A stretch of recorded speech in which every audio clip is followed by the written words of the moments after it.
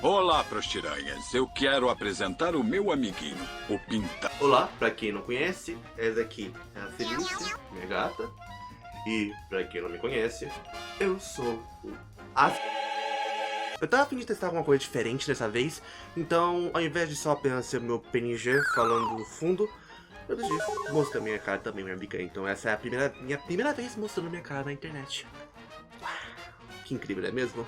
Enfim, nesse vídeo aqui eu vou querer fazer uma coisa um pouco diferente, que seria tipo trocar entre o webcam e o meu PNG, né? Mas vamos ver como que vai, beleza?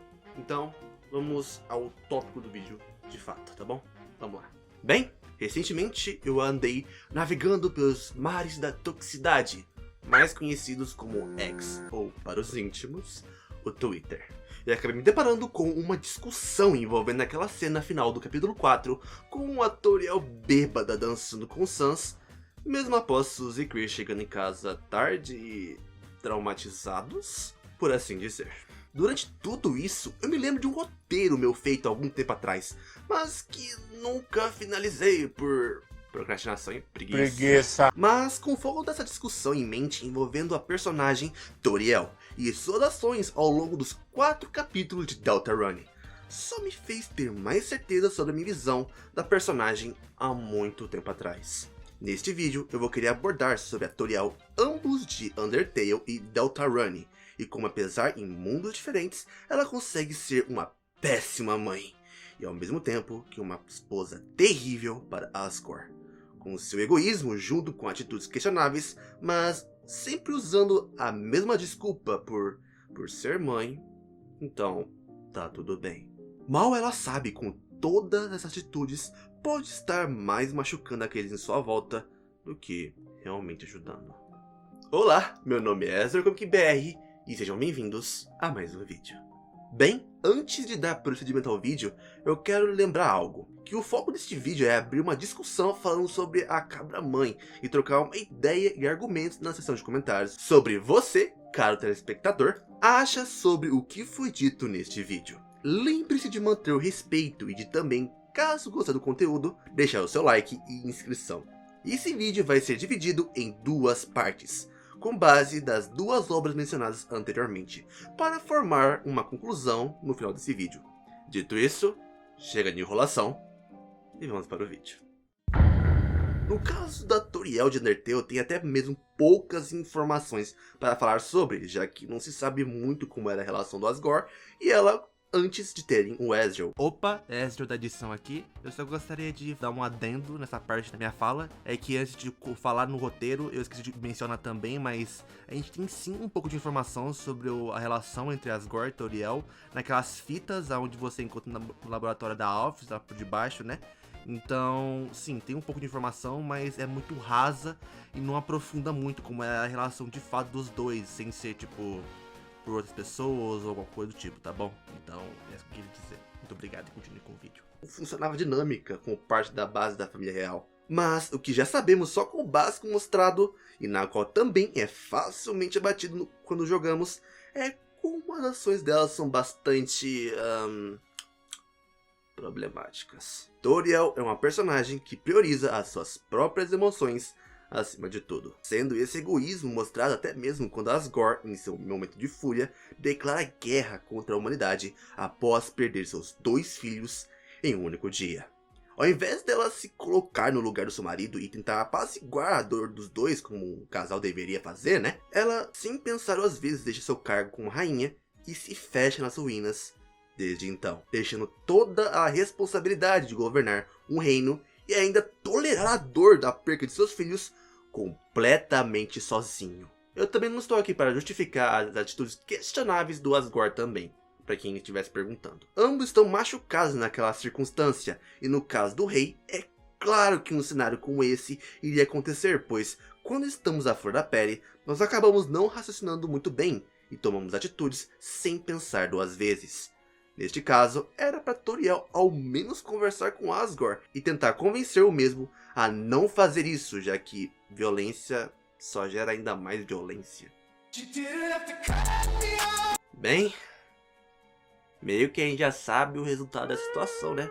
mostrando como ela prefere nem ao menos confrontar ele naquela situação e preferindo fugir de sua responsabilidade para ficar isolada do mundo nas ruínas. Dá pra ver como a Toriel é indulgente nessas situações, e isso só fica mais claro quando Frisk aparece no subsolo, querendo que Frisk a todo custo ficasse lá com ela, e até mesmo evitando diálogos quando a criança pede para querer ir embora, até chegar na cena do porão. Não só nesse exemplo, mas também enquanto o povo do subsolo estava sofrendo lá fora, ter sequer esperança de um dia poder ver a luz do sol novamente, e Asgore tendo que resolver tudo sozinho, ela estava lá, aperfeiçoando sua torta de caramelo com canela, lendo livros, escrevendo piadas. Ela prefere ficar nesse mundo de maravilhas ao invés de confrontar as suas próprias responsabilidades, assim como uma rainha deveria fazer nessa circunstância. Mas ao invés disso, ela está lá nessa situação ilusória, só por não querer sentir desconforto e de lidar com toda essa realidade acontecendo ao mesmo tempo do lado de fora das ruínas.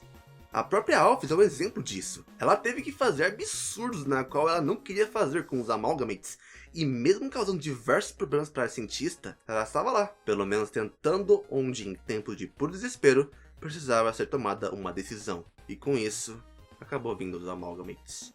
Dito isso, Alphys 1, Toriel 0. A cereja do bolo, com tudo envolvendo a cabra-mãe, e na qual reforça tudo o que eu disse anteriormente, vem com um final da rota pacifista, quando a luta de Asgore e Frisk iria acontecer, mas Toriel vem e interrompe, para logo em seguida ficar esculachando Asgore, sendo essa mesma personagem que ficou nas ruínas durante esse tempo todo e apareceu no final dos 15 minutos do segundo tempo, apenas para dar uma lição de moral e como ele poderia achar maneira diferente de lidar com a situação sem precisar ceifar as almas humanas. Percebe que em nenhum momento durante esse diálogo da personagem não foi se dito, entre aspas, me desculpa por deixar você sozinho, ou até mesmo, nunca deixei de acreditar no meu povo, nem sequer agora. Honestamente, eu fico até chocado ao ver nos créditos a Toriel filha do professor e não sofrendo pelas suas consequências feitas pelo passado. Vamos fazer uma recapitulação? Sendo essa mesma professora deixar as mesmas 6 crianças saírem das ruínas por pura incompetência da personagem. Parece que tá ruim só o que foi mostrado agora, né? Agora relaxa, daqui pra frente, o Toby Fox parece que pegou cada detalhezinho da personagem e quis amplificar e deixar mais nítido no Deltarune. E falando em Deltarune, que tal a gente falar sobre ele agora? Com a chegada do capítulo 3 e 4, dá pra se ter mais ideia em que vida Chris anda tendo com a sua mãe Toriel, enquanto Ezreal está fora de casa. Até mesmo antes desses eventos, honestamente. Não é difícil se imaginar com Chris sendo seu filho adotivo e única companhia naquela casa após a saída de Ezreal para a faculdade, ela acabaria sendo super protetora com ambos Chris e Ezreal. No caso de Chris, e pelo que aparenta ser uma adolescente, ainda segura a mão de sua mãe no caminho para a escola, sendo essa parceira de projetos em todas as atividades de escola dele. E isso acaba, querendo ou não, afetando em como ele se socializa com os seus outros colegas de classe. E lembrando que no capítulo 1, Chris até então não tinha sequer um amigo. E logo após isso, Suzy queria devorar a cara do menino, tadinho. Estranho isso, não acha? Não só afeta a independência de Chris, mas também impede dele agir por conta própria. Mas não só apenas isso. Toda a relação de Toriel e Chris é estranha também. No quarto de Chris e Ezreal dá pra ver uma lacuna gigante de diferença quando comparado lado a lado. Enquanto a do Ezreal tem vários troféus e conquistas, a gente olha do Chris e não tem nada. E parece que a Toriel nem se preocupa com isso. Digo, ela até mesmo percebe os, entre aspas, comportamentos estranhos, do mesmo como tacar bombinha na privada e achar que isso tá de boa. Na biblioteca dá pra ver que a Toriel diversas vezes já reservou vários livros com o mesmo tema de como tomar conta do seu humano e coisas do tipo. E se contenta só com isso e lida com toda a situação com algo estranho, bobo, ao invés de ir lá e perguntar pra ele o que realmente está de fato acontecendo e evitar algo pior acontecer. Mas ao invés disso, ela prefere manter essa ideia de boa mãe e que não tem nada a se preocupar, em vez de confrontar o desconforto e jogar limpo com o filho e mostrar o seu apoio. vai por mim, tem certos assuntos de alguns livros que nem ao menos ensina como a ser de fato uma mãe, sabe? Ou até mesmo maior do que, tipo, nem todo livro ensina como criar um filho de fato. Um caso curioso também envolvendo o Ezra de fato, é que ele teve que ir pra igreja durante uma semana inteira, porque ele beijou uma garota. Caramba!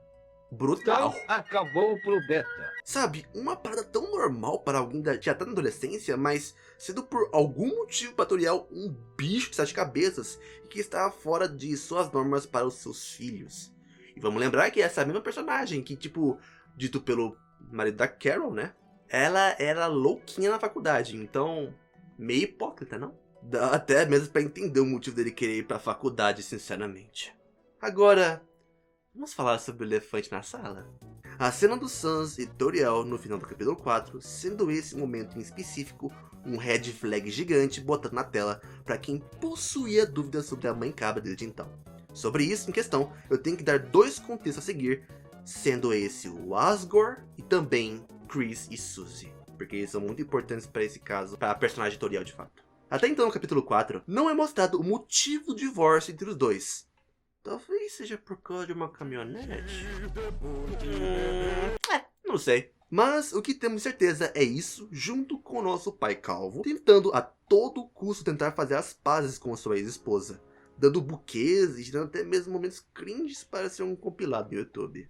Mas durante todos esses momentos na qual ele tenta se reconciliar com a Toriel, ela acaba não respondendo e até mesmo sai de cena, evitando Asgore a todo custo, ao invés de conversar com ele sobre toda a situação na qual eles estão passando no momento, deixando os dois sozinhos naquela casa grande, cheio de memórias do passado, mas que se perdeu durante o tempo, por Toriel não pensar em como toda essa situação do divórcio pode estar magoando Chris, e preferir fingir que tudo está bem, sendo que na verdade é o extremo oposto. Na minha opinião, o que me faz ficar de nariz torcido com tudo isso é a cena dita anteriormente. Mas não só apenas afeta Chris, mas também Suzy também. Naquele contexto já era tarde da noite quando os dois decidem voltar para casa. E quando abre a porta, os dois são mostrados com aquela cena. Toriel estava bêbada enquanto dançava e nem percebendo a hora que os dois voltaram.